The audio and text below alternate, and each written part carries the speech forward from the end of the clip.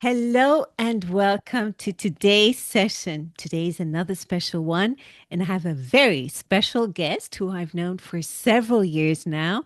Joining me today is Mark Kohoot, founder and CEO of Aeroscena. And Mark specializes in designing evidence-based essential blends for the healthcare industry as well as wellness and hospitality.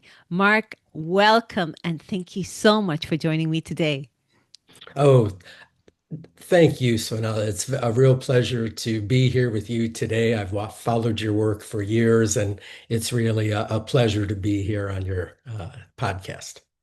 Oh, it's a pleasure. It's all mine. And, I have followed you too for several years and I've always found your story fascinating. So tell us about you.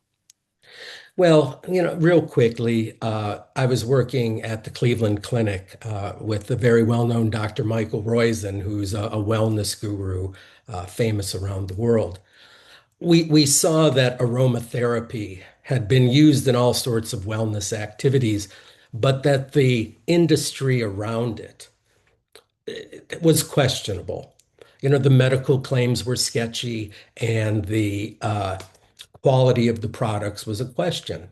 So we thought, this is a real healing modality. If we can treat it with the respect it deserves, like a drug, and run independent clinical tests and be transparent in our supply chain and all of that, we can use it with doctors and hospitals to have that authority in the aromatherapy, which actually we like to call phytotherapy markets. And That led us to wellness as, the wellness industry grew and more leaders in that industry were looking for solutions. So to have a safe, very economical way to diffuse evidence-based aromatherapy blends gave their programs a little extra credibility. And so that's how we've been in that industry for more than 10 years now. I mean, I love how you come from the evidence based, but you got to think right now, as the wellness industry is booming, our consumers are going to really ask us for, they want to see the results and they want to see the science behind it.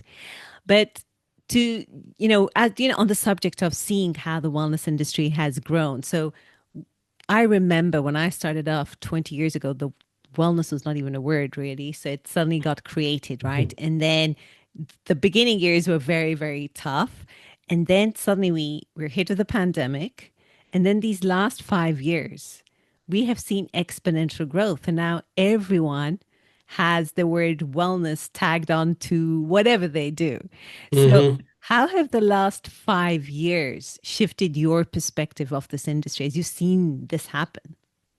Well, right in line with what you just said, 5, maybe 7 years ago, just pre-pandemic, the market for self-care and wellness was building on the foundation of, things how EWG, you could trace your cosmetics, the awareness of farm to table foods, the role of synthetic things in their lifestyle, right? So that is when I saw the real change go from early adopters of wellness modalities, a hotel chain would have wellness rooms.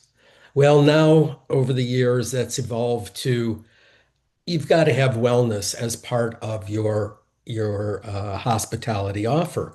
It's just expected now. So what it's done, like all technologies, it started with the innovators 20 years ago, people like you. And then the early adopters, like MGM Hotels, adopted wellness in a significant way. And now it's moved to more mainstream. So you went from 2 to 3% of the population to 15 to now 75. And that brings along with it a lot of changes. Um, the early folks, they were very concerned about evidence, about real claims about what the wellness could do. And it's a very complicated situation in the fact that many wellness modalities are difficult to quantify. And the global healthcare, global evidence machine runs on quantifiable data. But if someone does grounding or something that they can feel and report a feeling of benefit, how do you put that on paper and make it something that can be analyzed? So that's kind of where we've stood out because we believe that that evidence was necessary to be credible in a questionable industry. And now that wellness has expanded so far, like you say, it's tagged on to everything. Yeah. And some of the credibility is eroding. And on this subject, of this erosion of credibility, and this growth is not going to stop, everyone cares about well-being, and wellness is something that is needed.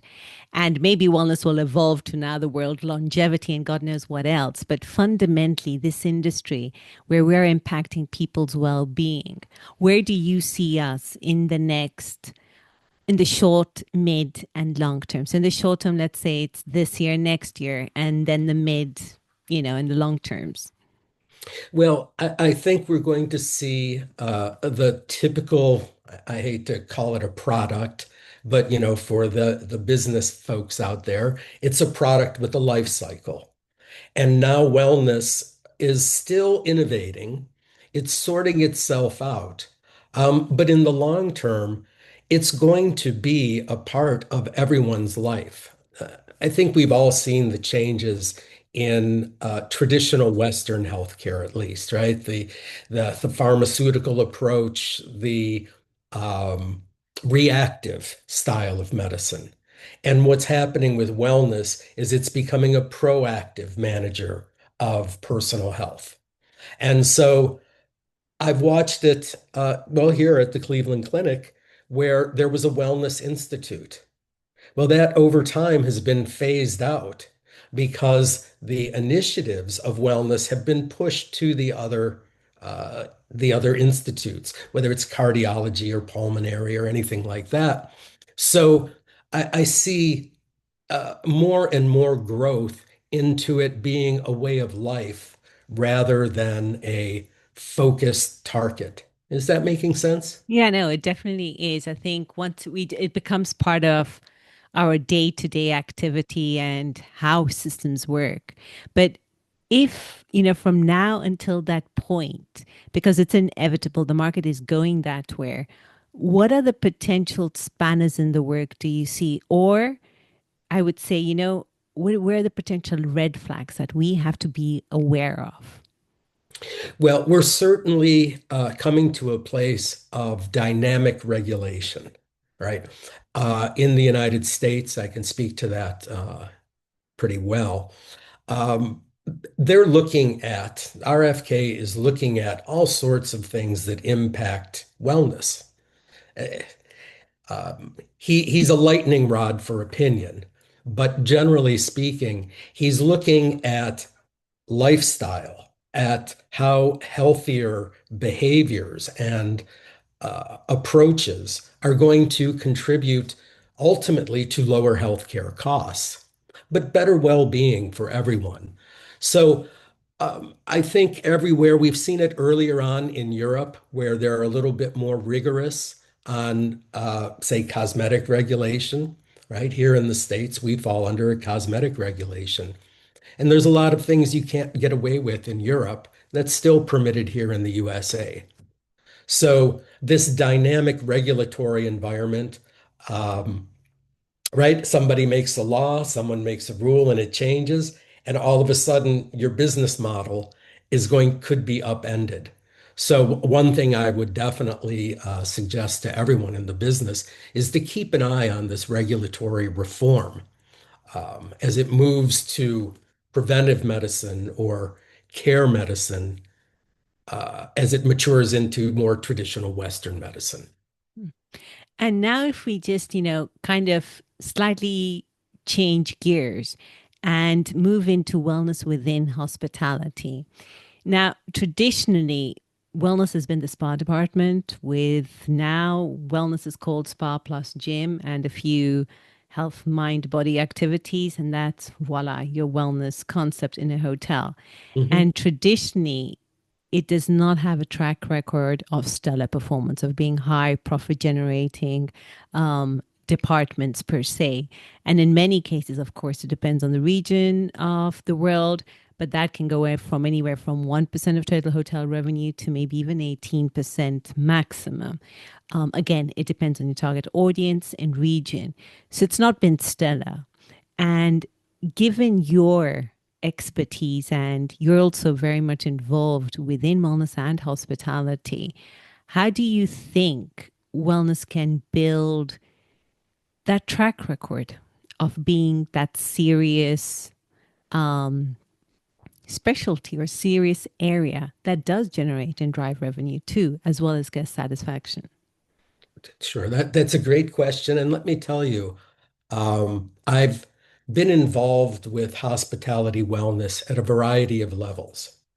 I've already mentioned, and I'm not trying to promote anybody here, but MGM Hotels took an approach where the entire room was conceived with the thought of wellness. So we partnered with a company called Delos, who is very, very good on evidence-based wellness. And they would retrofit an entire room to be wellness in every way, organic sheets, no VOCs, healthier minibar. There's a set of criteria.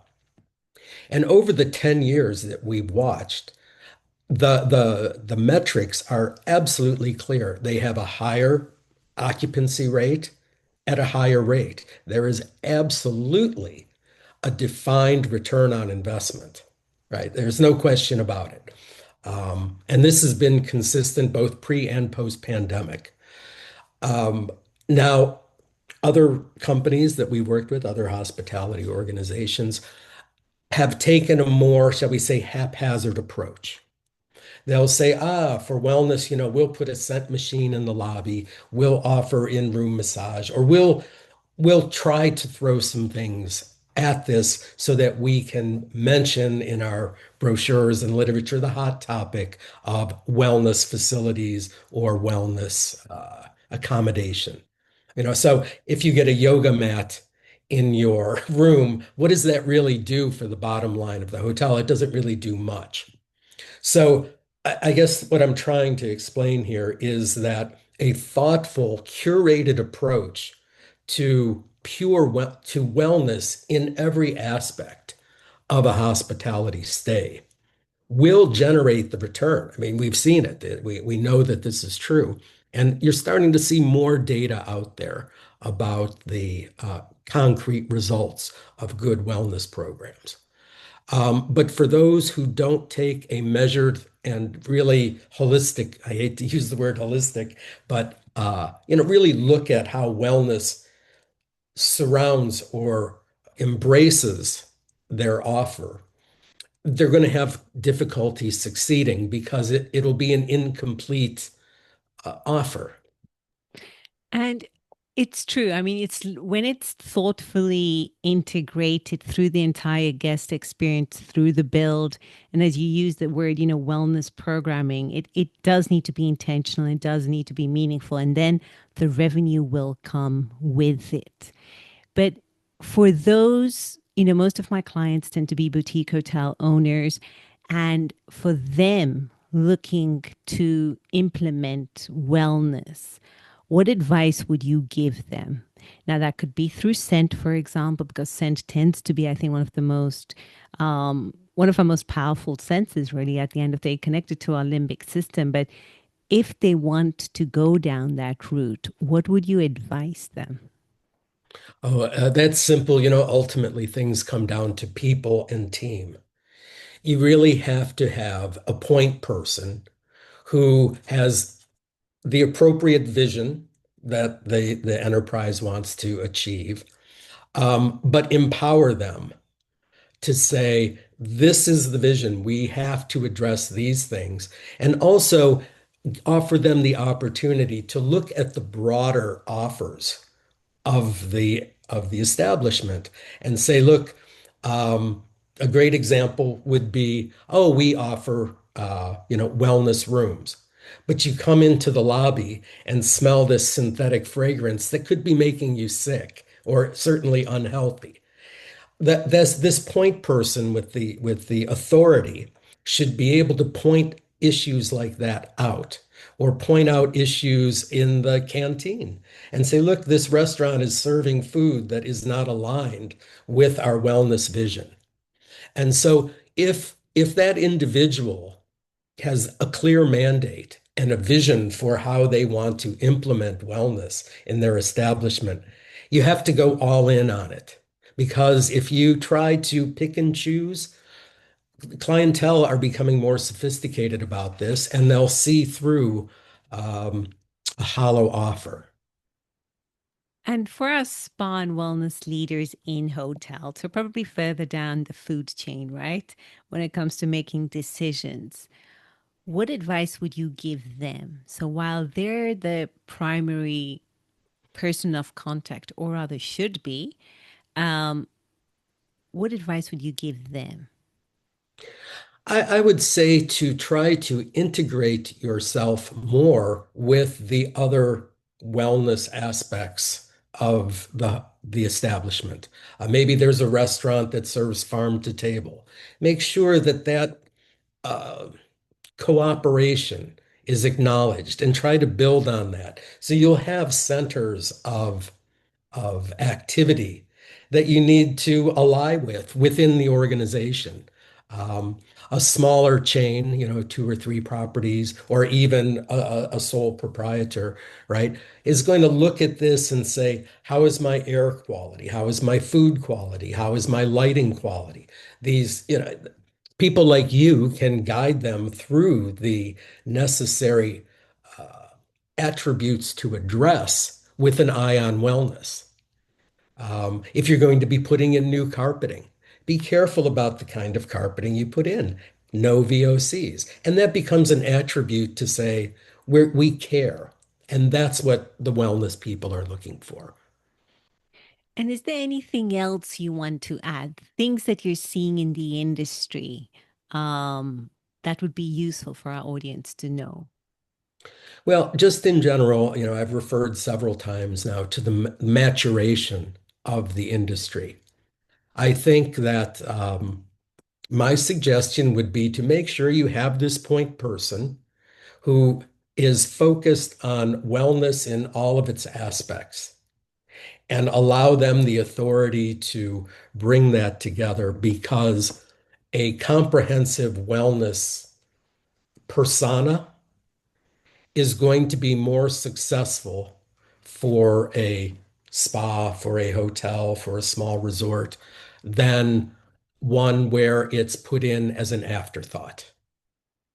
I keep coming back to that. So And yourself, when you're approaching hotel chains or, hoteliers or wellness professionals, what challenges do you face? And I ask that because I remember when I was a wellness director, sometimes we're so stuck at looking at things from our perspective, we forget how others look at us and how they see us.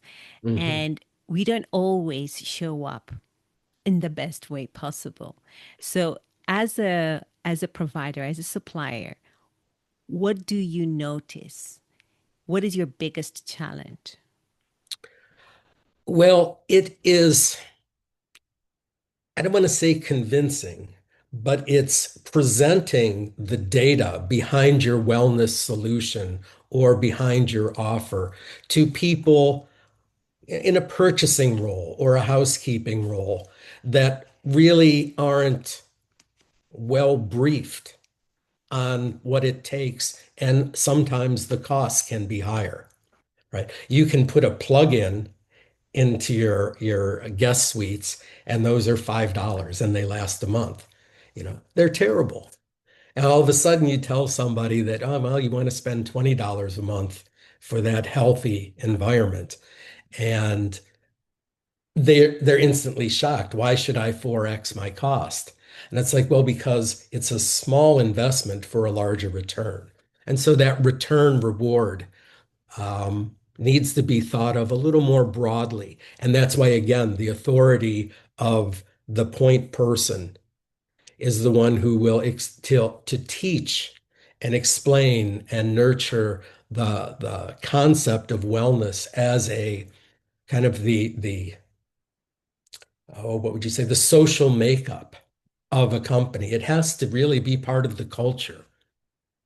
I agree because I mean I've been interviewing quite a few people, and I remember a lady who had created she uses water from the Canadian Rockies, and a normal water bottle in a plastic is, let's say, I'm going to make up prices, let's say it's 50 cents.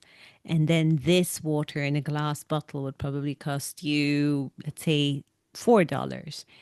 And just that in itself made hoteliers say no. So there's kind of a disconnect between we want these sustainability practices, we want these well-being practices, but if it comes at the cost of profitability, those initiatives are kind of, parked aside. So there is a disconnect between saying, oh, I will do this, and then doing something completely different. And I think we need to be aware of that because we're not making those intelligent decisions. Well, you're describing an ancient human condition, right? We all want what we can't have in a sense.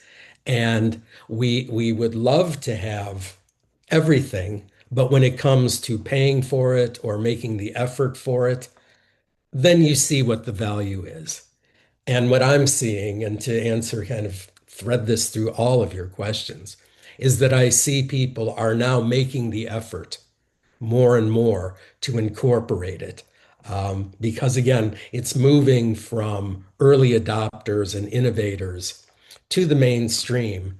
And oftentimes, a mainstream consumer is not, shall we say, deeply educated, but they're getting the gist of, hey, wellness is important. I need to watch my food. I need to watch my cosmetics. I need to watch my lifestyle.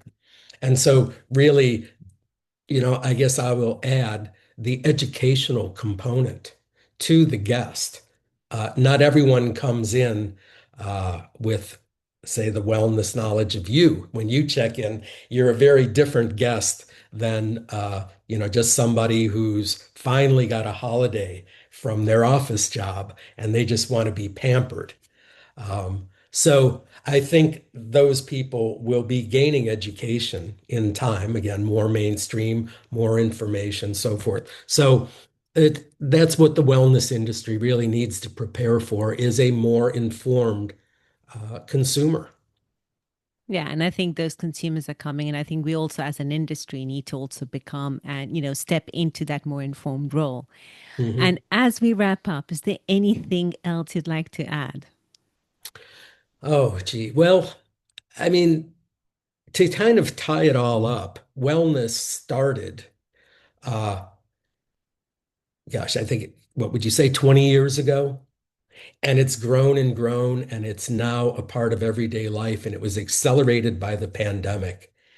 And there's no stopping it now. So, as it mainstreams, your effort must be serious. It must be evidence-based. It must have uh, some sort of tangible evidence that what you're saying is working or helping. Because as you know, as it gets more popular, more and more people are going to put that name on what they do, and it will ultimately dilute the value of the word wellness. So we all have to work together to maintain the authority of that word. Very wise words, and I think that is definitely the way forward. Mark, it has been a pleasure having you on my podcast. Thank you so much for joining me. It's been my pleasure, and I hope all your viewers and listeners find some value. It's I been am great to be here. confident. I am confident they will. Thank you so much. You're welcome.